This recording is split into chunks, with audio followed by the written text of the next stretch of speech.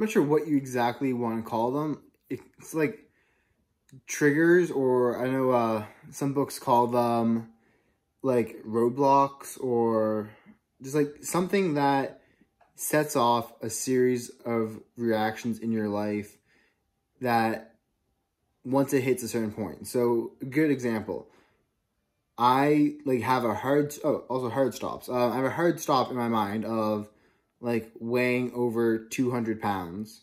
So I currently fluctuate between like 190 and 195. So if I ever actually weigh 200 pounds, then that's due to, I'm not bulking right now, so that's going to be due to stress eating, or like just over consuming, eating too much during my meals. Like, and I kind of like, I have that number in my head, and a lot of the people I know, like a lot of wrestlers from high school, once they leave, like they're used to eating so much, they just balloon up. And even my old, like my coaches, when I go back and I assistant coach my wrestling team, I'll go there and they're like, "You're in shape." I'm like, "Yeah, like how much do you weigh?" I'm like 190.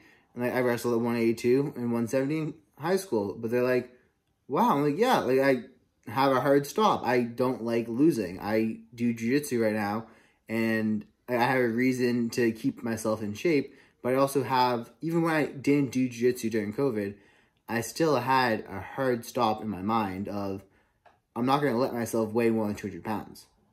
And because I just had that determination, once I, like, if I slipped and I weighed over 200 pounds, I would set in practice a daily series of no eating after, like, no eating within 3 hours of bed. Just, it was a reminder to make me more conscious, more aware of what I was actually doing, because it was an indicator that I was slipping in my level of awareness. And that's kind of what I'm trying to say here is, that's one example I use. Another example is, am I putting a video on ×2 speed? And you're like, well, why is that? I'm like, because I have a video on this called The Busy Trap, but it's like the feeling of being so busy that you try to maximize every millisecond you have, so you never actually have room for awareness or the ability to have a thought, or even evaluate whether or not what you're doing is actually necessary and should be what you're doing. And part of that happens usually when when that happens, I start watching videos on ×2 speed, because I can get, learn faster. Like, that's the idea, is learn faster, like, do more, like, I don't know, do more what? Meditate for a week on that. That's what I came to after meditating. But anyways, it's like a hard stop I have on when I start watching video ×2 speed. I look at myself, I'm like, how is my schedule? How am I doing? Why am I doing this? If there's a deadline that requires this, how did I get here? Because you might be like, oh, but you can just learn more. First off, learn more why, and or do more. There's really no way to do more, because what you're doing right now is the funny thing is, you think you're living, but the irony of it is, when you're listening to stuff on ×2 speed, you're often not living. Like, you're really often not actually living and enjoying life. You're often being neurotic, hyper-focused on productivity, and staying in your house or at your desk or in the library, working all the time. So, that's the irony of it. It's like, do more what? And it's a trigger I have set up in my brain to help me identify when I am performing behaviors that I do not want to be performing. Right now I'm currently setting up one from George Mack, which is his 3 questions. It's when you feel when you don't have, okay, I'm rephrasing this. If you think you're too busy or you don't have enough time, if it's often because you don't know what you should be doing. So you want to ask yourself, why am I doing this? And is this the most important thing that I could be working on? Because when you don't have a singular priority, all the B tasks now raise themselves up to priority level. So you have like 12 B tasks, and you're like, how am I supposed to make progress on all of these 12 B tasks? But your brain sees the B task as an A task because you have nothing filling in the A task section. Hopefully you understand that. I have other videos on the channel talking about this, but it's like when you don't have a clear priority of what you should be doing, the lower tasks become a higher priority to you, and you start stressing because now you have like 12 things that are high priority that you are telling yourself you should be working on. And I'm implementing the system of catching myself out when I'm being stressed, and then going over, seeing what my number one priority is, ask myself, why am I doing this? Is this the most important thing I could be doing? Because also, why am I doing this? Sometimes you get so caught up in doing that you forget why you're doing something. If you start running to get into shape, and then you injure your knee, like I have many times, or injure your ankle, which is actually the more common one for me, and you continue running on that injury because you like competing, you're missing necessarily the point of why you got into it. Like, you'd ask yourself, why am I doing this? Well, it's like, oh, I like competing, but I'm running for health. I'm running to stay in shape for wrestling. It's like, so the priority is wrestling. Yes. So why the hell am I running on an ankle, injuring it more, if the priority is wrestling? But like, this is stuff that you fall into, but you don't necessarily realize unless you ask yourself the questions that allow you to become more conscious. Because there's a lot of times where you're not asking the right questions. Like, asking a new question can take you down a new stream of consciousness and a new idea you can have. And it's very, very beneficial to... I find it very beneficial to read books and hear other people's questions and then write down those questions and then repeat them to myself and kind of flip through them at various points in time to ask myself questions of my own life to confirm that what I think I'm doing is the most important thing I can be doing, and that I'm heading in the direction that I want to be heading. Because if you don't ask yourself a question, you're not going to get an answer. If you don't get an answer, you don't necessarily know like what the answer is. So, I don't know, you ask yourself, what am I doing and why? And for a lot of people, that why is going to come down to something like chasing your father's love, chasing validation, chasing the idea of being a man. And these are mostly for guys. I've been reading Wild at Heart, which is an amazing book, but it's why I'm thinking like that right now. Anyways, I don't know, for the money, like, or for the freedom, like, you'll have people who slave in a job for hours a day and, like, don't actually see their family. You ask them why they're doing it, and, like, I'm doing it for my family. It's like, are you really? Like, have you asked your family why you're doing this? Like, do they tell you that they enjoy it?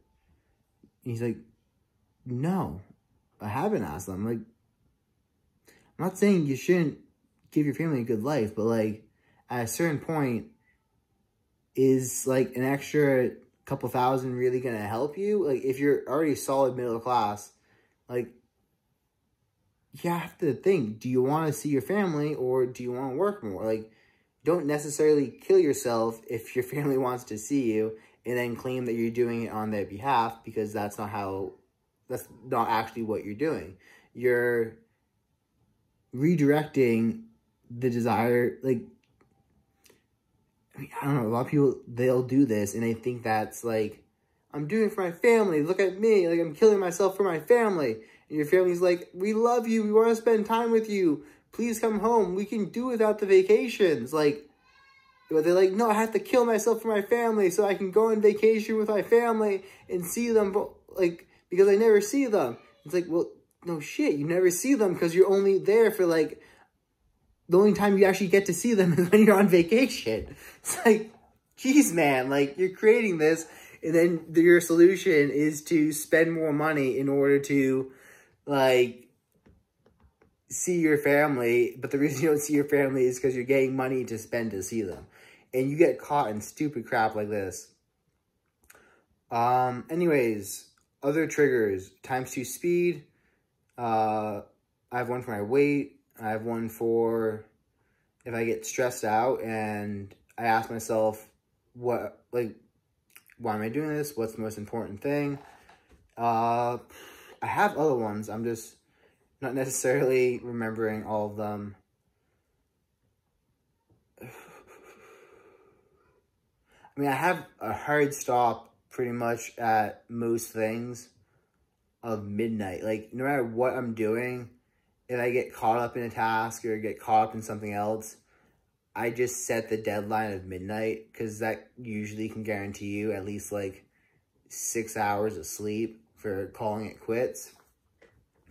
And how do you set these systems in place? It's like,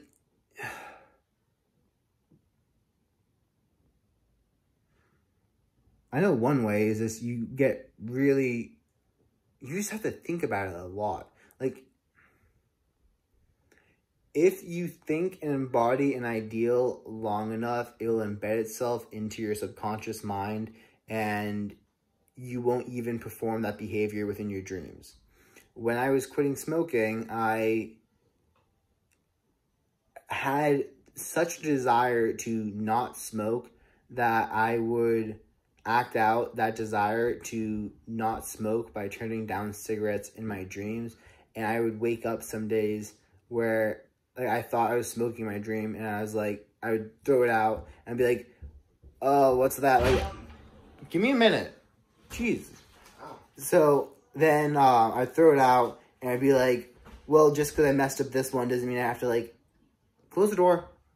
Just because I messed up this one doesn't mean I have to necessarily stop quitting. Like, losing one doesn't necessarily break you. It's like, I don't know, kind of the opposite of the potato chip thing, where it's like, can you just eat one? Well, it's never only one, but for this, I was like, I just had that mindset and that conviction, and by holding that conviction so seriously and so willfully, it translated. So you just have to, like, keep the promise to yourself. I mean, that's kind of what it comes down to, is when you see yourself performing that behavior, you can't let it slide. You have to enact the system you put in place and then carry it out. You can't be like, oh, it's fine. Like, you have to, like, be like, no, this isn't good. I'm going to now do this, and then actually perform it out. And you carry that through, and by embodying the seriousness of it and the actions, you embed it into your nervous system more, embed it into your subconscious more, and you're better able to carry it out in the future and make it more of an instinct. I know I have a couple more. I'm going to do part 2 of this video, but I mean, some of them I'm not even, like, the ironic thing is some of these I'm not even, like, fully conscious to because I've set them a while ago. And this is something that, like, I've been doing, but I recently heard well articulated in, I think Code to the Extraordinary Mind talks about this, and then George Mack also talks about this. I heard some people here and there talk about similar concepts. That's why at the beginning of the video I was talking about how some people call it the, what do they say? I call it my triggers. Like, I set triggers in place that when certain actions are performed, no matter how unconscious I'm being, because I'm embodying and I actually hold myself accountable, certain actions get triggered based off of that. I mean, I might weigh 210 pounds at some point in time, but I might not necessarily step on the scale. But if I remember to step, I'm not purposely going to avoid the scale, but if I ever get up to that weight and I also step on the scale, and I try to weigh myself like once a week at least. But once I step on the scale, I can then judge myself. So you do have to have scheduled times for these check-ins. And if you don't have scheduled times for the check-ins, one solution you can do is you can write these triggers down and then stick them somewhere in your bedroom or in your office. And then at least at some point in the day, you're going to question the behaviors you're doing. If you can just look around, I mean, you could literally put this as a screensaver on the back of your computer and on your phone, or you can create a widget in, if you have an iPhone, I don't know about Android, but you can create a widget, create a whole page, like do a really big widget for notes, put this note in it, and then do a whole page while you're swiping on the home screen of just that widget, so you see it the first thing. The only thing is, the widget for the notes only shows your most recent note that you've edited, so you always have to like go into that note and then add a space if you do use notes a lot. I pretty much don't use the notes app, so I don't have any issues with keeping my triggers like current. But yeah, just set these in place. I mean, you can even, I mean, it's not always the best solution, but you can even tell other people about this and use them as triggers. Like, ask them to call you out if they see you performing certain actions that you've asked them to call you out for. But do realize that that can put a strain on it, and not everyone enjoys, oh my god, my hand's cramping. Not everyone enjoys being called out and held to standards. And a lot of people think they like being held to standards, but when you actually call them out for shit, they're like, fuck you, man. Why are you calling me out? It's like, no, you told me to. It's like, now you're making me feel bad. Fuck you. Like, I mean, if you can take it yourself, you can ask others to call you out, but I wouldn't necessarily recommend calling other people out, even if they ask you. Or, like, I don't know, try it once, or maybe don't call them out then, but a little later on, call them out and be like, hey, did you want me to call you out there? And then get a confirmed confirmation. Get something text, like, I don't know. Anyways, that's it for the video today. Comment some triggers down below, like possible other things that people can use, and hopefully we can get a decent conversation going and you can get some value out of it. Anyways, peace out.